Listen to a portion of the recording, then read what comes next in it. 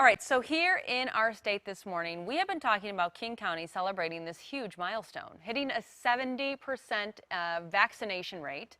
That means masks could come off for good very soon. Joining us now to talk about these major changes, the county's top health official, Dr. Jeff Duchin. Dr. Duchin, we appreciate you joining us this morning. Good morning. Good morning. Thank you. So let's talk about this. I mean, this is big. 70% of the people in King County fully vaccinated. Officials ending that mask mandate in 2 weeks. What does that look like? Well, it's an important milestone in suppressing COVID-19, which has caused so much damage to us, both as individuals, as a community, and to our economy. I do want to remind people, though, that this is a certain level of suppression that's important to celebrate and to recognize and credit those who've come forward to be vaccinated and everyone that made that possible.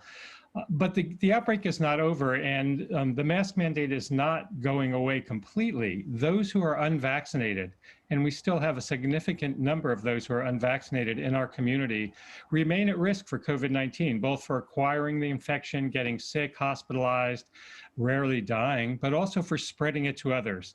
So this virus is still with us, and there are still many unknowns, but we should stop now and celebrate the level of suppression that we've achieved, at least for the time being, and recognize that there is uncertainty going forward. Don't throw your mask away, especially if you're unvaccinated. You're still expected to wear it in public around others who are unvaccinated.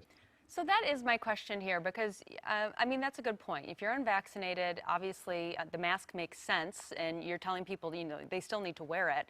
How can you trust that people are going to follow that if the mask mandate ends? Well, this is the dilemma. This is one of the reasons why I extended the mandate in King County, so that we could have a higher level of community protection at the time when we revert to more of an individual level responsibility and trying to become somewhat more normal in how we deal with, or at least a new normal on how we deal with COVID-19. So I think, the guidance from CDC, the guidance from Washington State is that if you're unvaccinated, you should be wearing a mask indoors around others who are unvaccinated in public spaces, so supermarkets, shopping, entertainment, and so on. However, I think we must understand that there are people who've already told us they're not going to be wearing masks and they're not going to get vaccinated.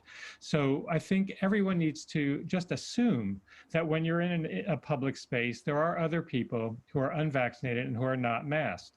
And if you yourself are vaccinated, you have a very high level of protection against them, but other unvaccinated people will be susceptible, children will be susceptible, and so on.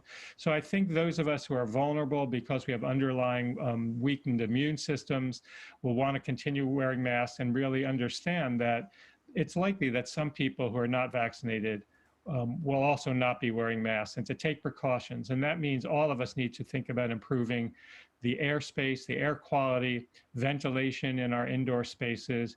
And remember that during the fall, when we start to gather again, crowd together, many of us not wearing masks, we may see an uptick in COVID-19, and we may need to use our masks again. So that's why I say don't throw them away. Yeah, absolutely. And when we talk a little bit about this mask mandate, I mean, obviously we're talking about the county as a whole. Do businesses still have the choice to say, we're still not comfortable with this, and if you come in our business, you still have to wear a mask? Absolutely. Businesses can require masks for their customers and for their workers.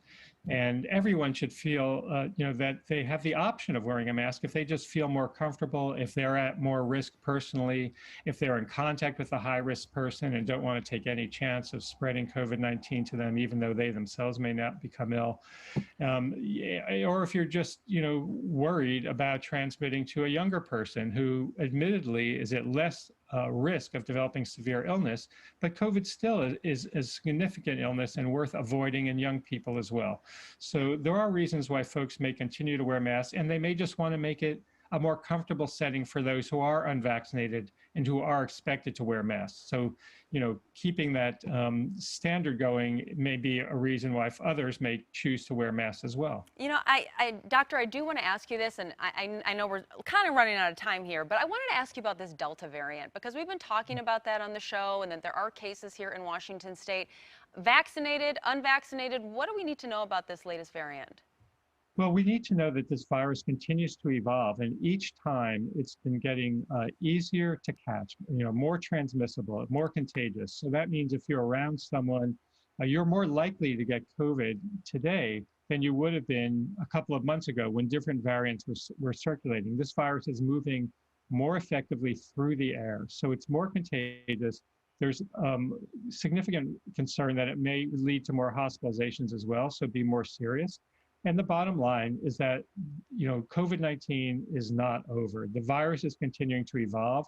There's a lot of uncertainty around what new variants will do with respect to transmission, how our vaccines will protect against them, the duration of protection of our vaccines, the duration of protection of natural immunity. So that's why I say, we need to celebrate this moment. We need to get more people vaccinated to protect against variants. And we need to remember that this outbreak isn't over. Important to improve indoor air quality, ventilation, and remember, masks may be required again in the future if the unexpected happens. Yeah, and when that happens, we'll certainly update our viewers. Dr. Duchin, we always appreciate you being on. Thanks for your time this morning. Thank you. Have a great day. Yeah.